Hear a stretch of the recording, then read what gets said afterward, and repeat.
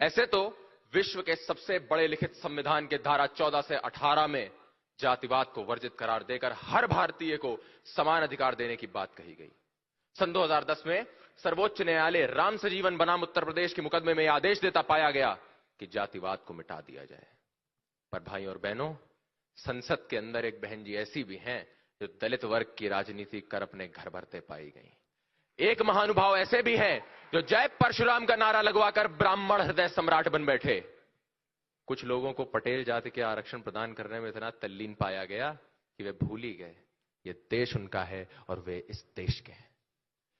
मेरी समझ मित्रों ये नहीं आता कि मंडल से लेकर कमंडल तक ये कैसी राजनीतिक सत्ता की होड़ मची है जिसमें सभी इस देश की भोली मासूम जनता का वर्तमान और इस देश का भविष्य भूल चुके हैं। कोई कहे ठाकुरवाद की राजनीति, कोई पूछ रहा है ब्राह्मणों को क्या मिला, कोई जाकर भोले भाले हरिजनों को फुसलाए, कोई जाकर जाटों को वर्गलाए, तो किसी ने इस्लाम के नाम पर राजनीतिक का गोरख धंधा खोल रखा है। जब मैं भारतवर्ष के इतिहास के पन्नों पर नजर डालता हूं तो पाता हूं अंग्रेजों ने हम पर 200 साल राज किया। माफ कीजिएगा, 200 साल हमें जाति, धर्म और संप्रदाय के आधार पर बांट बांट कर राज किया और उनका वो सशक्त साम्राज्य उस दिन जाकर समाप्त हो गया जब सारा देश भेदभाव की बेड़ियों को तोड़कर अपनी आजादी के लिए एकजुट हो उठा। आज करके इन बने नेताओं को देखिए, अपना उल्लू सीधा करने वालों से ज्यादा ये कुछ मुझे प्रतीत नहीं होते। इन्हें मात्र जातिवाद की आग लगाकर उस पर अपनी सत्ता की रोटियां सेकना आता है। और ऐसे नेता और ऐसे नेताओं की मानसिकता का समर्थन करने वाले प्रत्येक व्यक्ति से मेरा प्रश्न है कि वाल्मीकि के ही कहें या थे शबरी के भी राम, वाल्मीकि के ही कहें या थे शबरी के भी राम, कुबड़ा के वश में कैसे रहे करुणामय घनश्याम। युद्धों में कभी हारे नहीं, हम डरते हैं छलछंदों से, हर बार पराजय पाई है अपने घर के जयचंदों से। यदि शहीद आजम सरदार भगत सिंह आज जीवित होते और आज के इस मूक युवा का दर्शन करते तो कहते, यार सुखदेव, जिस लिए हंसते हंसते फांसी के तख्ते पर झूल गए, लगता है वो सब बेकार था, क्योंकि आज का राहुल राज अगर जान देता है तो सिर्फ एक टीना के लिए।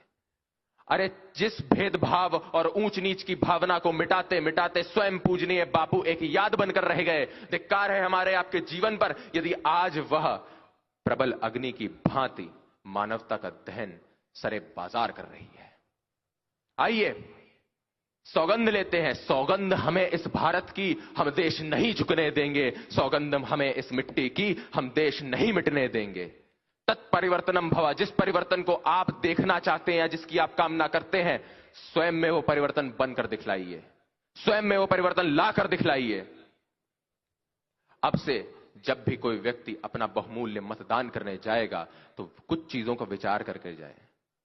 उसकी जाति या उसका धर्म रोजगार के साधन नहीं उपलब्ध कराएगा, उसके बच्चों को अच्छी शिक्षा के साधन नहीं उपलब्ध कराएगा, स्वास्थ्य सुविधाएं नहीं होंगी, सड़कें नहीं होंगी, बिजली पानी नहीं होगा।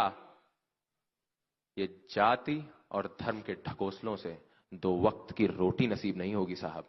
इसलिए वक्त आ गया है कि जातिवाद की राजनीति को ठुकराकर अब राष्ट्रवाद की राजनीति और विकास की राजनीति को गले लगाया जाए। अंत में यही कहना चाहूंगा, ना तुम्हारा ना हमारा, सारे जहां से अच्छा ये हिंदुस्तान हमारा।